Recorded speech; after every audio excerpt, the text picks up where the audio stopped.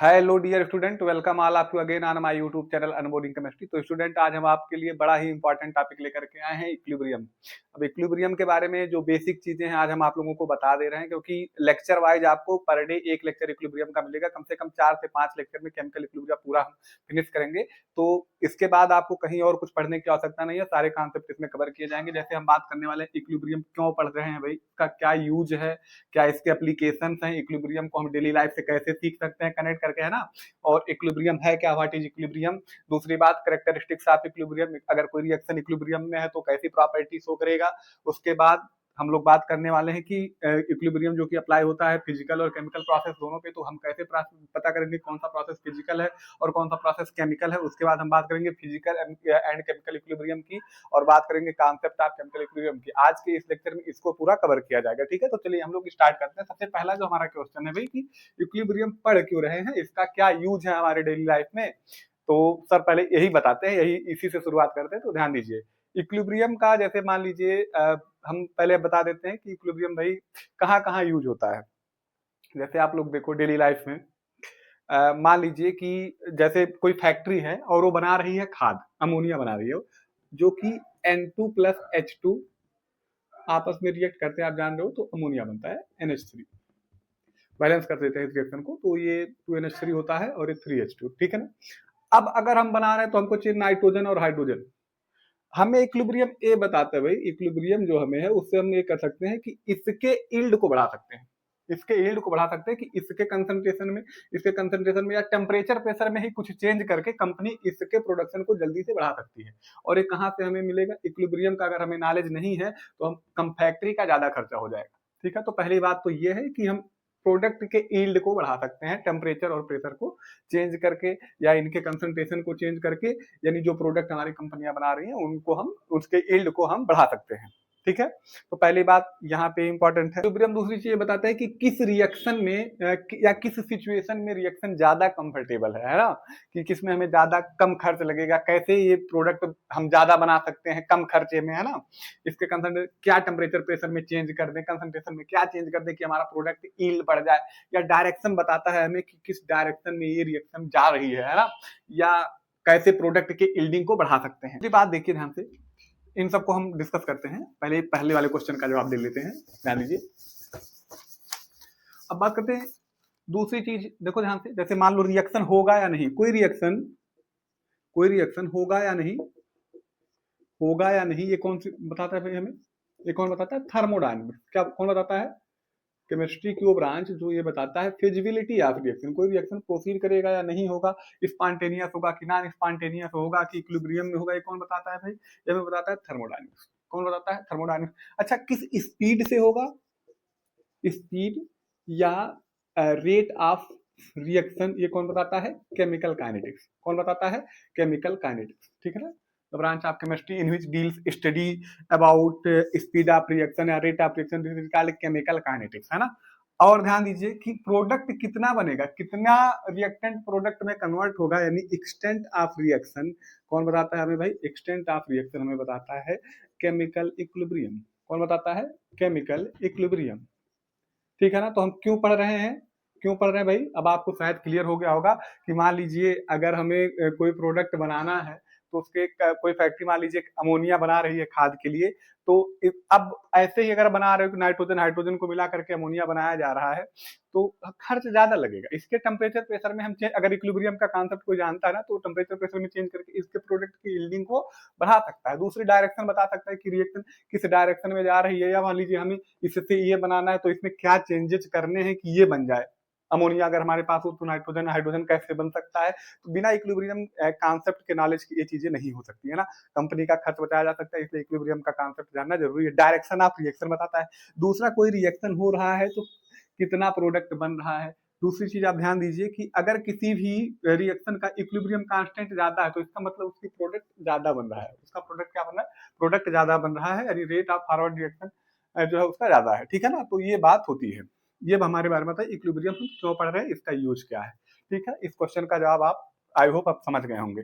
अब सर चलिए समझते हैं कि इक्विलिब्रियम आखिर है क्या, व्हाट इज इक्विलिब्रियम, उसके कॉन्सेप्ट को समझने का प्रयास करते हैं। व्हाट इज इक्विलिब्रियम, तो ध्यान से सुनिएगा कि जैसे मान लीजिए कभी कभी आप कोई रिएक्शन देख रहे होंगे कि आप रिएक्टेंट को मिला दिए, प्रोडक्ट बन रहा है और आप देख रहे होंगे कि टाइम पास हो रहा है, टाइम पास हो रहा है, लेकिन उस रिएक्शन में एक पर्टिकुलर टेम्परेचर प्रेशर में आपको उसके कंसंट्रेशन में कोई चेंज देखने को नहीं मिल रहा है ना?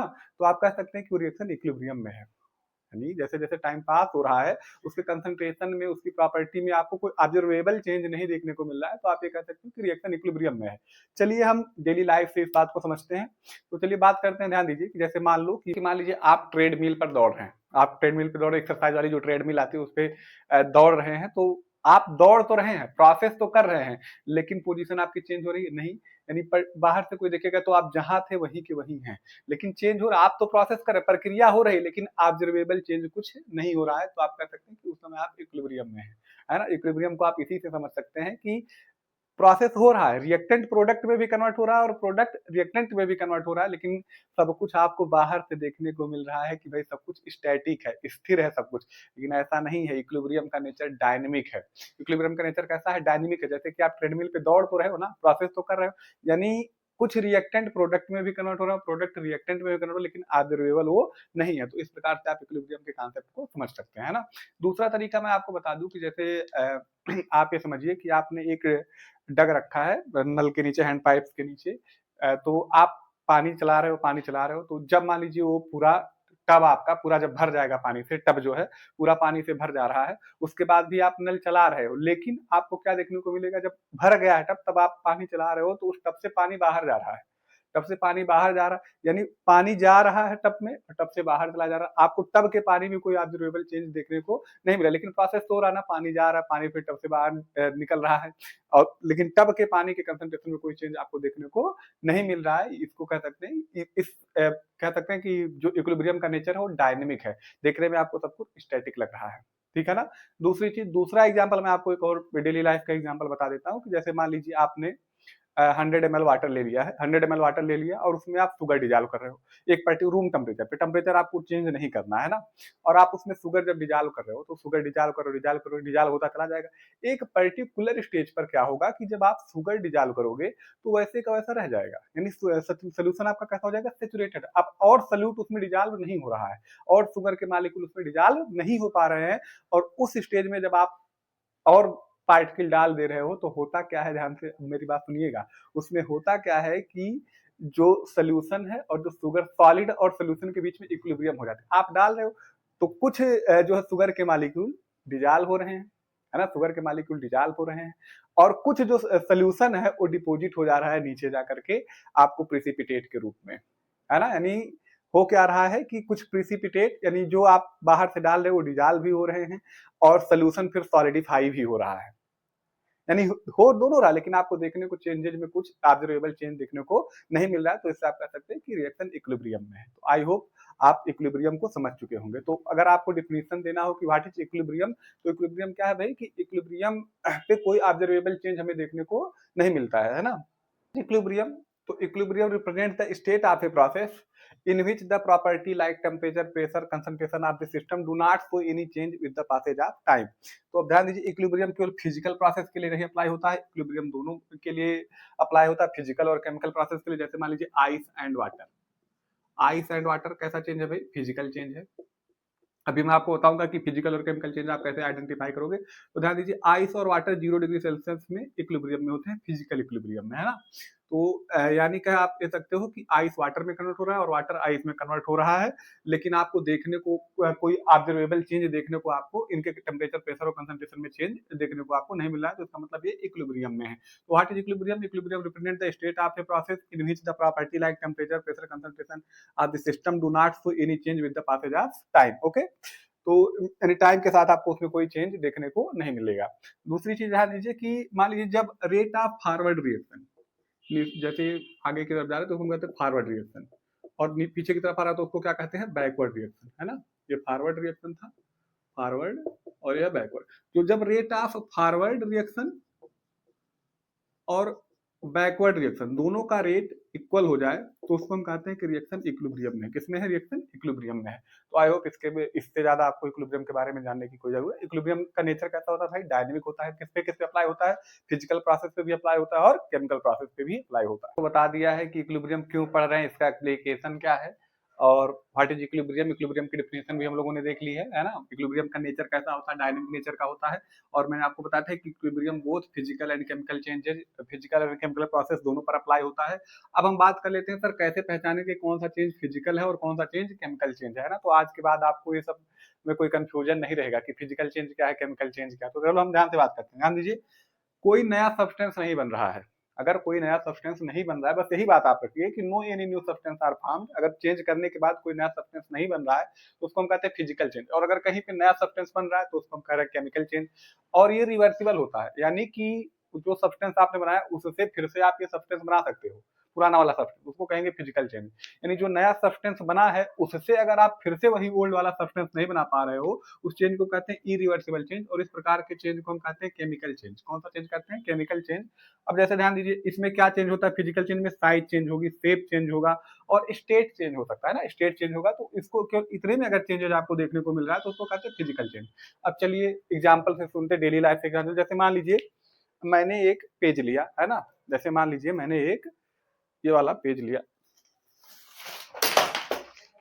तो मैंने एक पेज लिया और इस पेज को मैंने फाड़ दिया। अगर मैंने इस पेज को फाड़ दिया तो क्या हुआ, केवल पेज फाड़ने से कुछ नया नहीं ना बना, और ये कागज था तो कागज ही रह गया। तो इस चेंज को हम कहते हैं फिजिकल चेंज। क्या कहते हैं, फिजिकल चेंज।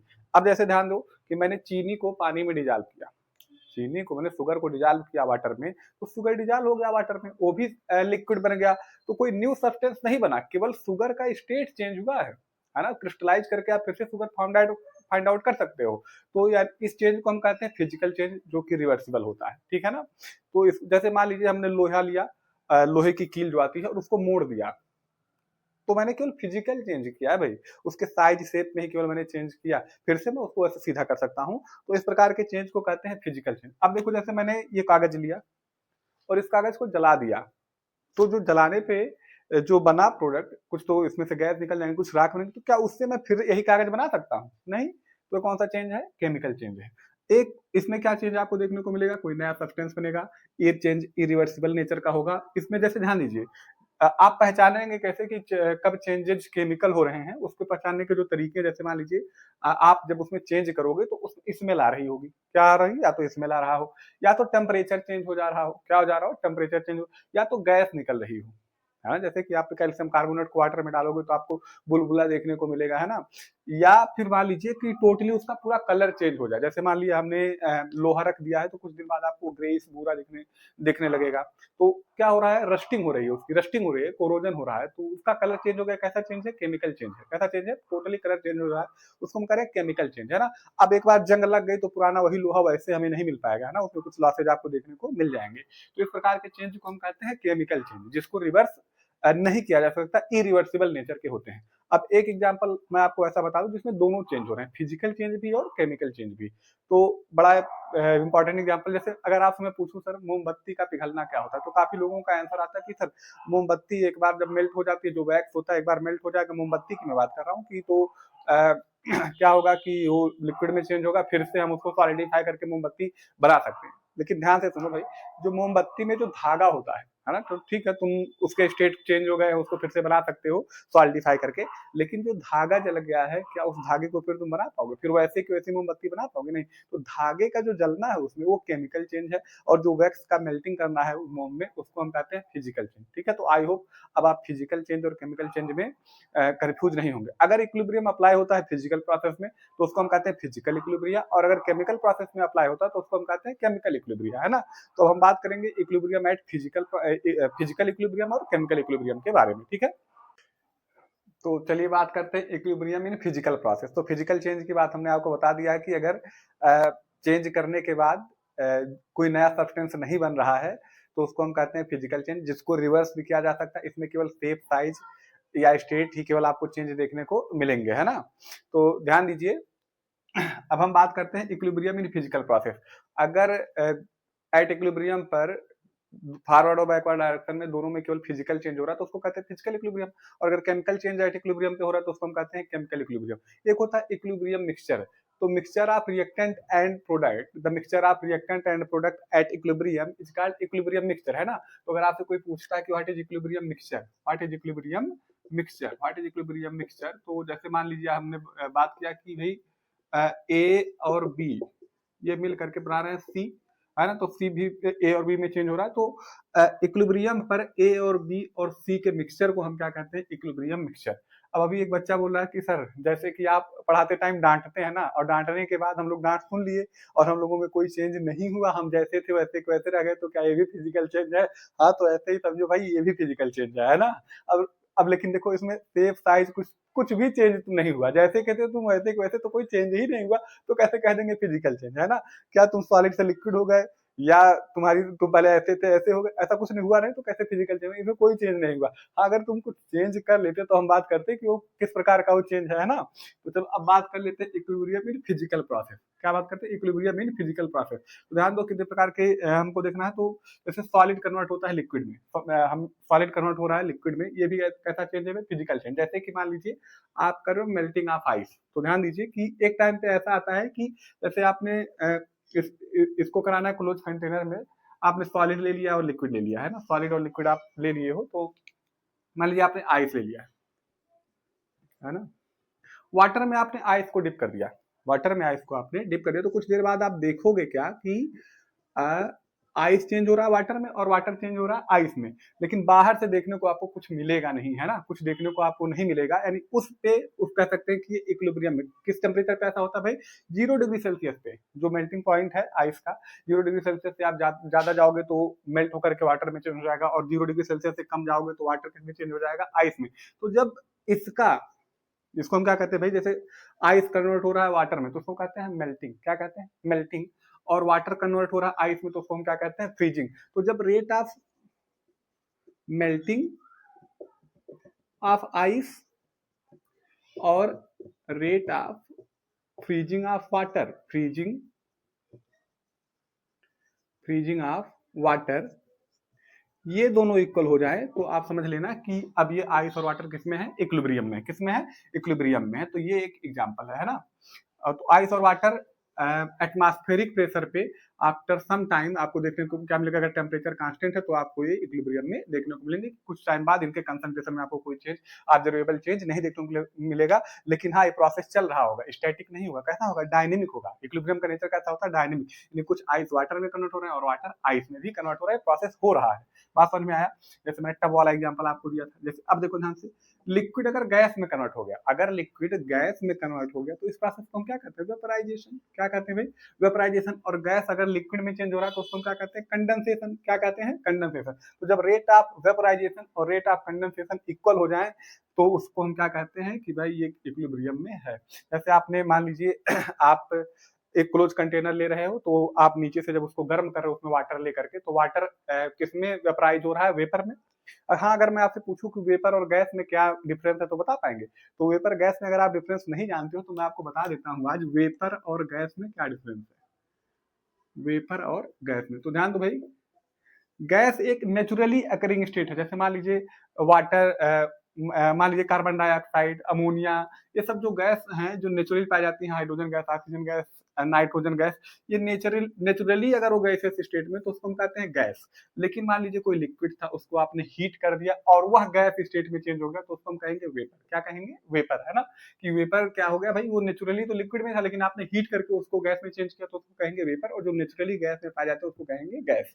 तो आई होप अब क्लियर हो गया होगा। जैसे लिक्विड और गैस, लिक्विड कन्वर्ट हो रहा है गैस में, इसको कहते हैं वेपराइजेशन, और गैस कन्वर्ट हो रहा है लिक्विड में। तो अभी मैं आपको बता रहा हूँ, एक क्लोज कंटेनर लीजिए, आप लिक्विड को हीट करिए, तो लिक्विड को हीट करेंगे तो वेपराइज होगा, और वेपराइज होने के बाद क्या होगा कि भाई ऊपर जो आपने रखा, जैसे मान लीजिए मैं एक मैंने कोई भी कंटेनर ले लिया, ऊपर से उसको ढक दिया और हीट कर रहा हूँ। तो जाने के बाद आप देखते होंगे, जब आप प्लेट हटाते होंगे, प्लेट से मान लीजिए आपने ढका है, कोई भगोना या कोई बर्तन टाइप का है, तो देखोगे कुछ देर बाद कि उस आप हटा के देखना, उससे आपको कुछ वाटर के पार्टिकल देखने को मिलेंगे, है ना। क्या होता है कि पहले जो गैस होते हैं, तो गैस बाहर जब जा नहीं पा रहे हैं, तो वहां पे टकरा रहे हैं, टकरा करके उस पे कुछ डिपोजिट हो जाते हैं वेपर्स के पार्टिकल, और आफ्टर सम टाइम आपको देखने को मिलेगा कि वो फिर से ड्रॉप वाइज लिक्विड बन के नीचे आ रहे हैं। तो जब रेट ऑफ इवेपोरेशन और रेट ऑफ कंडेंसेशन दोनों इक्वल हो जाता है, तो उसको हम कहते हैं कि एक इक्विलिब्रियम में है। सॉलिड और गैस का, सॉलिड और गैस का सर आप बता दीजिए। जब सॉलिड और गैस में, जैसे कैम्फर को आप बर्न करोगे, तो कैम्फर किसमें चेंज हो जाता है भाई, गैस में। कैम्फर तो सॉलिड स्टेट में, एक एग्जांपल ये है। दूसरा है कि आयोडीन सॉलिड स्टेट में पाया जाता है, और इसको टेम्परेचर देने पर किस में चेंज हो जाता है, गैस में, है ना। इस प्रोसेस को हम कहते हैं सब्लिमेशन। क्या कहते हैं, सब्लिमेशन। और गैस को सॉलिड में चेंज होना क्या कहलाता है भाई, गैस का सॉलिड में डिपोजिशन कहलाता है। क्या कहलाता है, डीसब्लिमेशन। डीसब्लिमेशन कह सकते हो, वैसे कहीं दिखा नहीं, लेकिन डिपोजिशन कहते हैं। क्या कहते हैं, डिपोजिशन। या अमोनियम क्लोराइड है, और सॉलिड से किस में चेंज हो जाए, अमोनियम क्लोराइड, गैस में। तो जब इनका यानी रेट ऑफ सब्लिमेशन और रेट ऑफ डिपोजिशन दोनों इक्वल हो जाएं, तो उसको हम कहते हैं कि सॉलिड और गैस इक्विलिब्रियम में है। सॉलिड और सोल्यूशन का एग्जांपल मैंने आपको बताया था कि जब आप सैचुरेटेड सोल्यूशन बना देते हो, जैसे आपने शुगर वाटर में डिजॉल्व कर रहे हो, तो डिजॉल्व होता होता होता एक स्टेज ऐसा आएगा कि अब और शुगर डिजॉल्व नहीं हो पा रहा है उस पर्टिकुलर अमाउंट में। तो अब जो आप डालोगे शुगर, तो वो डिजॉल्व होता हुआ नहीं दिखेगा, एज इट इज आपको उतने अमाउंट में नीचे बैठा हुआ दिखेगा। लेकिन होता ये है कि भाई शुगर डिजॉल्व होकर सोल्यूशन बन रहा है, और सोल्यूशन सॉलिडिफाई हो रहा है शुगर में, है ना। तो उस टाइम पे शुगर और सोल्यूशन आपस में इक्विलिब्रियम में है। सॉलिड और सोल्यूशन आपस में इक्विलिब्रियम में, ये एग्जांपल है सॉलिड और सोल्यूशन का, है ना।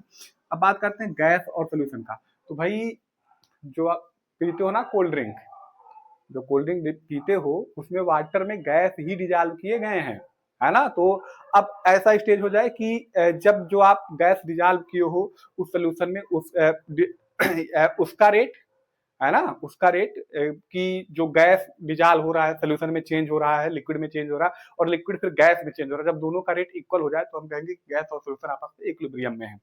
जैसे आप देखते हो कोल्ड ड्रिंक का, जैसे ही आप ढक्कन खोलते होगे, कोल्ड ड्रिंक का ढक्कन आप खोलते हो तो देखते हो खूब तेज गैस ऊपर की तरफ निकलता है, निकलता है कि नहीं निकलता है। इसका मतलब उसमें गैस को डिजॉल्व किया गया था प्रेशर दे करके। तो हेनरी लॉ भी आपको मैं पढ़ाऊंगा सोल्यूशन में कि जितना ज्यादा प्रेशर बढ़ाते हैं उतना ज्यादा solubility of gases in liquid बढ़ता जाता है ना, और टेम्परेचर से घटता जाता है। तो ये बात थी इक्विलिब्रियम इन फिजिकल प्रोसेस की, हमने बात कर ली। अब हम लोग बात करेंगे इक्विलिब्रियम इन केमिकल प्रोसेस। तो चलिए उस इक्विलिब्रियम की कैरेक्टरिस्टिक्स के बारे में बात करते हैं जिसमें केवल फिजिकल प्रोसेसेस इन्वॉल्व होते हैं, है ना। तो जल्दी जल्दी देख लेते हैं, उसके बाद हम लोग नेक्स्ट वीडियो में बात करेंगे केमिकल इक्विलिब्रियम की। तो ध्यान दीजिए कि इक्विलिब्रियम पे सम ऑब्जर्वेबल प्रॉपर्टी आपको कांस्टेंट दिखने को मिलेगी सिस्टम की, जैसे कि टेम्परेचर, प्रेशर, कंसंट्रेशन।